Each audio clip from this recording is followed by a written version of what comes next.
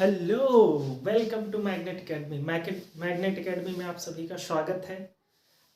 और आज हम लेकर के आए हैं आपके लिए एसएससी जीडी में आ रहे सभी प्रश्नों का बेहतरीन एनालिसिस। और देखते हैं हम कैसे प्रश्न पूछे जा रहे हैं और उनको करने का सबसे बेस्ट तरीका क्या होगा। तो चलिए शुरू करते हैं। पहला क्वेश्चन दिया गया है, वह छोटी से छोटी संख्या ज्ञात करें जो 9, 15, 21 से भाग देने पर प्रत्येक स्थिति में एक शेषफल बचता है लेकिन 11 से पूर्णतः विभाज्य है। अब देखिए, ऐसे सवाल के लिए अगर आपके पास ऑप्शन है तो बहुत ही बेहतर तरीका है, आप ऑप्शन से मैच करके उड़ा दीजिए। अगर ऑप्शन नहीं है फिर भी आपको आसान तरीके से हम बताते हैं, देख लीजिए। तो तरीका क्या होगा, हम सबसे पहले लेंगे इन तीनों संख्याओं का एलसीएम। तो 9 और 15 और 21 का एलसीएम कितना आएगा, तो भाई ये 3 से कट रहे सभी, 3 आ गया कॉमन। और अभी बचा क्या, 3 3 9, 3 5 15, 3 7 21, 7, 3 5 15, 7 105। तो आ जाएगा एलसीएम कितना, 3 5 15 और 3 के 3, 315 एलसीएम आ गया। अब जो हमारी संख्या होगी वो क्या होगी, 315 के प्लस 1 अपॉन 11। क्यों, क्योंकि हमारे पास 315 के प्लस 1 तो नंबर हो जाएगा, लेकिन 11 से पूर्णतः डिवाइड होना चाहिए। तो अब यहाँ पर हम के की वैल्यू देखते हैं क्या रखी जाए कि ये पूर्णतः कट जाए।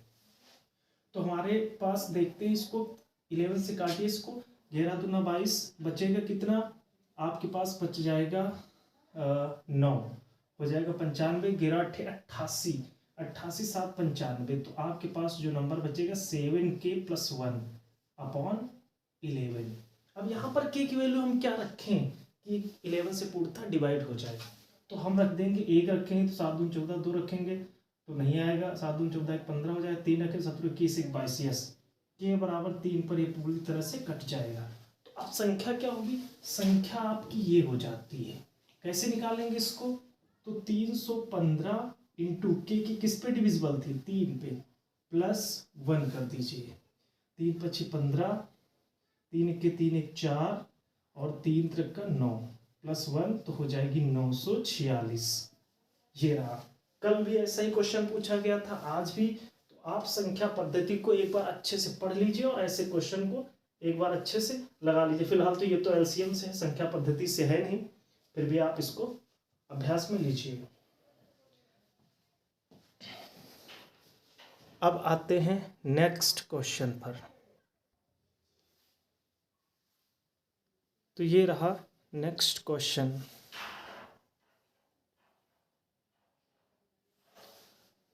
ओ गुड। तो अगला क्वेश्चन है, बहुत ही आसान क्वेश्चन दिया गया है। वैसे मैं आप लोगों को एक बात बता दूं कि ये जो रेशियो और मेंसुरेशन, इनसे 2-3 दिनों से मैं चेक कर रहा हूं, कम से कम 2 से 3 क्वेश्चन देखने को मिल रहे हैं। आप मेंसुरेशन को अच्छे से लगाएं, सिर्फ मेंसुरेशन से ही 2-3 क्वेश्चन देखने को मिल रहे हैं और रेशियो से भी। यानी आप ये 2 चैप्टर पढ़ लेते हैं अच्छे से तो कम से कम आपके 5 क्वेश्चन तो फिक्स हैं यहाँ से। तो बहुत अच्छे से पढ़िएगा इसको। चलिए देख लेते हैं, 5 और 12 का तीसरा समानुपात ज्ञात कीजिए। अब कैसे लगाएंगे इसको, तो तीसरा आप एक काम कीजिए, इसको ऐसे लिखिए, ये तीसरा आप लेट कर लीजिए x मान लीजिए। इसका तरीका क्या होता है, इन दोनों को मल्टीप्लाई कीजिए और इसका स्क्वायर कर दीजिए।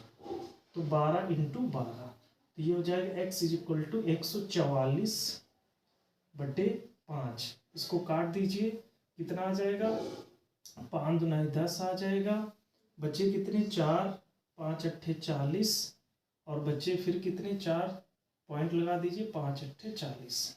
आप ऐसे भी दे सकते हैं या फिर आप ऐसे आंसर दीजिए, तो ये हो जाएगा आंसर। अब कभी कभी क्वेश्चन यहीं से बन जाता है आपका, चतुर्थानुपाती बन जाता है। तो उसके लिए क्या तरीका है, सपोज दैट आपके पास ये 4 नंबर होते हैं, ये ABCD। तो इस स्थिति में इनको हम ऐसे मल्टीप्लाई करते हैं, ये AD is equal to BC। अब मान लो जैसे हम आपको नंबर दे देते हैं 4, 5 और एक नंबर दे दिया 6, या 4, 8, 12 और हमने इसका बोल दिया चतुर्थानुपाती ज्ञात कीजिए। आप कैसे ज्ञात करोगे, तो इसके लिए बेहतर तरीका है, आप क्या करो, इन दोनों को मल्टीप्लाई कर दो, 4x और इन दोनों को मल्टीप्लाई कर दो 12 × 8, तो यहाँ से क्या हो जाएगा 4 × 12, तो x बराबर आ जाएगा 8 × 24, तो ये आ जाएगा आपका, यहाँ से रेशियो बन जाएगा इसका। ठीक है, तो ये तरीका होता है, आप इसको अच्छे से सीख कर जाइएगा वहाँ से। अब आते हैं अगले क्वेश्चन की ओर, नेक्स्ट क्वेश्चन। तो ये रहा अगला क्वेश्चन। अब ये क्वेश्चन तो बहुत ही शानदार है, बच्चे इसमें कंफ्यूज होते रहते हैं अक्सर। अब इसका लगाने का बेस्ट तरीका क्या है वो हम आपको बताएंगे। आप क्या करेंगे, आप तो ऐसे ही लगाएंगे भाई, आप कहेंगे पहली संख्या 3 हो गई, फिर दूसरी हो गई 9, फिर हो गई 3, फिर हो गई 9, फिर 12 डॉट डॉट डॉट, आप कहाँ तक जाएंगे 30 तक जाएंगे, क्योंकि आपको पहले 10 गुणज लेना है।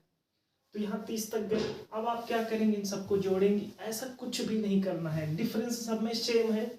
आप क्या कीजिए, पहला अंक उठाइए, लास्ट अंक उठाइए, बटे 2 कर दीजिए, फिनिश। ये क्या हो गया 33/2, तो यहाँ से काट दीजिए, इसको आ जाएगा 16.5। यही आंसर हो गया आपका, लगा लीजिए। नेक्स्ट क्वेश्चन,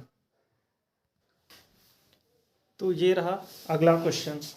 इसमें दिया गया है एक बैग है, एक बैग में 50 पैसे, 25 पैसे, 10 पैसे के सिक्कों का अनुपात 9, 5 और 6 के अनुपात में है, जिनकी कुल कीमत है 317 रुपये 50 पैसे। तो 25 पैसे के सिक्कों की संख्या ज्ञात कीजिए। अब इसके लिए सबसे अच्छा तरीका क्या है, आपको सबसे पहले लिखना है ये 50 पैसे के सिक्के हो गए, ये 25 पैसे के सिक्के हो गए, और ये 10 पैसे के सिक्के हो गए। इनका जो रेशियो दिया है 9, 5 और 6 दिया है। आप इनको क्या कीजिए, मल्टीप्लाई कीजिए और 100 से डिवाइड, क्योंकि आप अगर हम इसको 100 से डिवाइड करें तो 1/2 आएगा, यानी आधा रुपये हो जाता है 50 पैसे को अगर आप तोड़े। तो हम क्या करते हैं, इनका गुणा करके 100 से भाग देंगे, तो ये आ जाएगा 4.5। इसको 125 करेंगे तो 1.25 आएगा, और इसको 10 6 का 60 करेंगे तो आ जाएगा 0.6 आ जाएगा। अब ये हो गई हमारी कीमत। हमारे अनुसार जो कीमत बनेगी ये टोटल कितनी बनेगी, तो जोड़ लेते हैं इसको, कितना आ जाएगा 6 5 5 5 10 10 6 16 के 6, हासिल आया 1 2, इसको ऐसे नहीं, यहाँ पे आप बराबर कर दीजिए 0, और अब जोड़िए इसको, तो ये हो जाएगा कितना 5, और यहाँ पर 6 2 8, यानी कि 6 2 8 8 5 13, 3 हासिल आया 1 4 1 5 1 हासिल 6 पॉइंट। इसको कर दीजिए टोटल, ये हमारे अनुसार कीमत इतनी आई है और इनके अनुसार दी हुई है 317 रुपये 50 पैसे। हम यहाँ से 1 यूनिट की वैल्यू निकाल लें, तो यहाँ से पॉइंट हटाएं तो ये पॉइंट हट जाएगा, इसको काटेंगे तो ये कितने बार जाएगा, तो 6 पंचे 30, 5 बार चला जाएगा, तो ये हो गया 50। 1 यूनिट बराबर 50 के। अब हमसे पूछा कौन सा गया, 25 पैसों के सिक्कों की संख्या। तो 25 पैसे वाले सिक्के थे बीच वाला अनुपात, तो कितने 5, तो आप कीजिए इसको 50 × 5 कर दीजिए, तो यहाँ से आ गए 250, तो ये आ गए 25 पैसे के सिक्कों की संख्या आ गई। कर लीजिए इसे। आते हैं नेक्स्ट क्वेश्चन में। तो ये रहा अगला क्वेश्चन, और ये क्वेश्चन ऐसा ही आया है आपके एग्जाम में भी, जहां पर सिर्फ ऐसे ही दिया गया है कि P = 12,000 रुपये, R = 9%, A = 18,480, तो समय ज्ञात कीजिए। अब देखिए यहाँ पर जो P होता है आपकी प्रिंसिपल वैल्यू होती है, तो ये दी है मूलधन जिसे बोल सकते हैं आप, 12,000 रुपये दिए हैं, R 9% दिया है, ये 18,400 रुपये दिए, इसमें समय दिया गया है, समय निकालना है। देखो जब ऐसी सिचुएशन रहती है तो आपको जब ये नहीं कहा जाता है कि आपको इसे कंपाउंडली करना है या फिर सिंपल में करना है, तो आपको हमेशा सिंपल इंटरेस्ट का ही यूज़ करना है, क्योंकि अगर कंपाउंड इंटरेस्ट के बारे में कहते यानी चक्रवृद्धि ब्याज के बारे में कहते तो इसका क्या हो जाता, तो यहाँ से हम निकाल लेते भाई। तो हम करते हैं इसी को, हमारे पास तरीका क्या होता है भाई, ये है मूलधन और ये है मिश्र धन। तो यहाँ से देखा जाए मिश्र धन ये जो है और ये मूलधन, तो कितना एक्स्ट्रा है, यही तो ब्याज होगा भाई, तो घटा दीजिए 18,000 12,000 जो 18,480 में 12,000, तो यहाँ से आ जाएगा 12 6 18 यानी 6,480 रुपये। ये क्या आ गया है, ब्याज आ गया है। तो ये ब्याज SI is equal to formula आपका क्या होता है, PRT 12,000 R 9% T अपॉन 100 कर दीजिए यहाँ से। तो 2 0 कटे, 1 0 से 1 0 ये कट गया, और काट दीजिए इससे 12 से, तो हो जाएगा कितना, 12 पंचे 60, 12 चौक 48, 9 से काट दीजिए 9 छाक 54, तो टी आ गया कितना, 6 साल। यही आंसर हो जाएगा, लगा लीजिए इसे। आते हैं अगले क्वेश्चन की ओर। तो नेक्स्ट क्वेश्चन है हमारा, ये रहा अगला क्वेश्चन। अब ऐसा क्वेश्चन हमने कई बार करवा रखा है आप लोगों को। ऐसे क्वेश्चन के लिए आप क्या कीजिए, देखिए तरीका क्या होता है। यदि मैं 100 रुपये में 11 पुस्तकें खरीदता हूं और 10 पुस्तकें 110 रुपये में बेचता हूं, तो प्रत्येक पुस्तक पर कितने प्रतिशत लाभ होगा। तो अब यहाँ पे लाभ निकालने के लिए तरीका क्या होता है, हम क्या कर रहे हैं, यहाँ पर CP 100 रुपये में, यहाँ पर इधर लिखे CP, हम क्या कर रहे हैं, 100 रुपये में 11 पुस्तकें खरीद रहे हैं और बेच कितनी रहे हैं, तो बेच रहे हैं 100 रुपये में 11 पुस्तकें हम खरीद रहे हैं और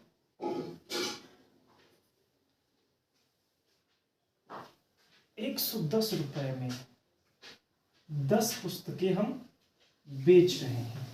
अब इसका तरीका क्या होता है, हम इसको इधर मल्टीप्लाई करा दे तो इधर से हमारा आ जाएगा CP, तो कितना आ जाएगा CP, यहां से आ जाएगा 1000, और यहां से आ जाएगा हमारा क्या, SP गेरो गिराहिम 121, ये हो गया। अब यहां से देखा जाए, आपको देखना ये है कि हम 1000 रुपये हमारे पास CP है और SP है 1210 रुपये, हम कितने रुपए का लाभ कमा रहे हैं, 210 रुपये का लाभ कमा रहे हैं। यहाँ पर 210 रुपये का लाभ कमा रहे हैं, 210 रुपये का लाभ कमा रहे हैं, कितने रुपए से, 1000 रुपये से। तो ऐसे लिखिए और इनटू 100 कर दीजिए, तो यहाँ से आपका आ जाएगा परसेंटेज, खत्म कर दीजिए, 2 0 और 1 ये 3 0, तो यहाँ से आ गया 21%। तो 21% आपका राइट आंसर हो जाएगा, कर लीजिए इसको। आते हैं नेक्स्ट क्वेश्चन की ओर। तो ये रहा अगला क्वेश्चन। इसमें दिया गया है क्वेश्चन में, एक बेईमान दुकानदार, क्या दिया गया है, एक बेईमान दुकानदार वस्तु को क्रय मूल्य पर बेचने का दावा करता है और गलत बाट का उपयोग करके 10% कम तोलता है, तो उसका लाभ प्रतिशत ज्ञात कीजिए। अब देखिए इसके लिए तरीका क्या होगा। अब बेईमान दुकानदार वाले अभी हमको कल भी देखने को एक क्वेश्चन मिला था, आज फिर से देखने को मिला है, तो इसमें आपको थोड़ा सा ध्यान से पढ़ना है। चलिए देख लेते हैं। एक बेईमान दुकानदार है, अब इसको भाई क्या कर रहा है, ये 10% कम दे रहा है, इसका मतलब है वो बेचने का तो दावा करता है टोटल 100, तो उसका जो SP आपको जो है, क्योंकि आपको तो दे रहा पूरा नेट पूरा 100% तौल के, लेकिन वो अंदर से थोड़ा सा दिमाग लगा के आपको जो है लल्लू समझकर उल्लू बना रहा है। तो देखिए इसको, तो इसका मतलब उसको जो 10% कमा रहा है, यानी उससे पड़ा टोटल 90%, पर आपको तो लग रहा है कि पूरा 100%, तो लाभ कितना कमा रहा है, कितना कमा रहा है, 10। कहाँ से लाभ कमाएगा भाई, 90 से कमाएगा, इंटू 100 कर दीजिए, 0 से 0 उड़ाइए, 100/9 यानी 11 सही 1/9%, यही आंसर आ जाएगा। अब इसी में क्वेश्चन बन जाता है कभी कभी कि एक बेईमान दुकानदार है जो कि अपनी वस्तु को फिक्स भार पे देने का दावा करता है, लेकिन वो 1 किलोग्राम की जगह पर 950 ग्राम वाला बांट यूज करता है। तो अब यहाँ पे उसको 1 किलोग्राम का तो 1000 ग्राम होता है, उसको 1000 ग्राम पूरे देना चाहिए था, लेकिन आपको 950 ग्राम वाला भार यूज कर रहा है, तो कितना फायदा कमा रहा है, 50 का फायदा कमा रहा है। कितना, 50 ग्राम का। कहाँ से, 950 ग्राम से इंटू 100 कर दीजिए। ये कट गया 19 25 95, 100/19 तो आ जाएगा कितना 19 25 95 पॉइंट या 5 सही 5/19%। तो ये हो जाएगा इसका लाभ कमाने का तरीका। तो यहां से आप कर सकते हैं इसको इस प्रकार से।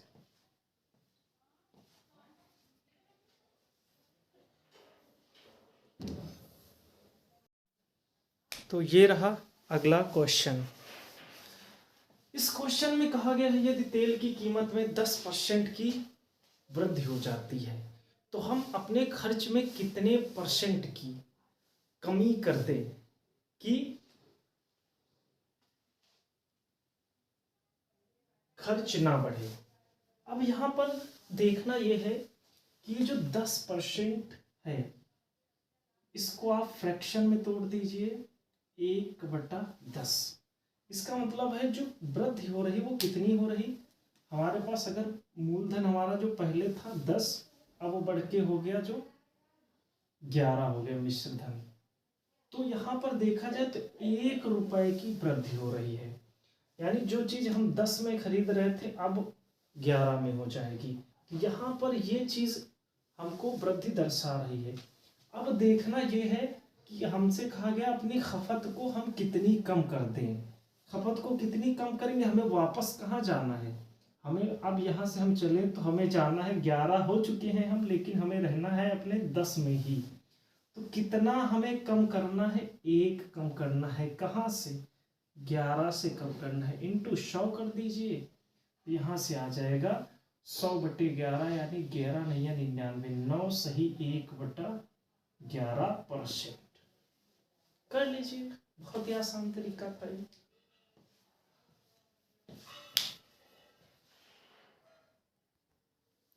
तो ये रहा अगला क्वेश्चन। अब इस क्वेश्चन को कैसे लगाएंगे, दो संख्याओं का गुणनफल 67 50 तथा एलसीएम 450 है तो एचसीएफ क्या होगा।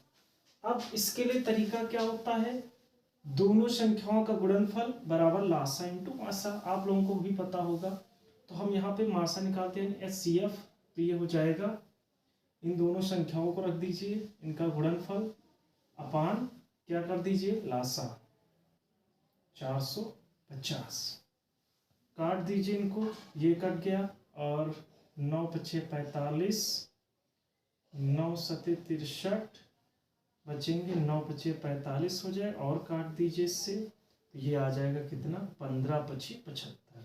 यहाँ से जो एचसीएफ मिलेगा इसका वो 15 यानी कि 15 मिल जाएगा। तो ये रहा इसका एचसीएफ, लगा लीजिए इसे।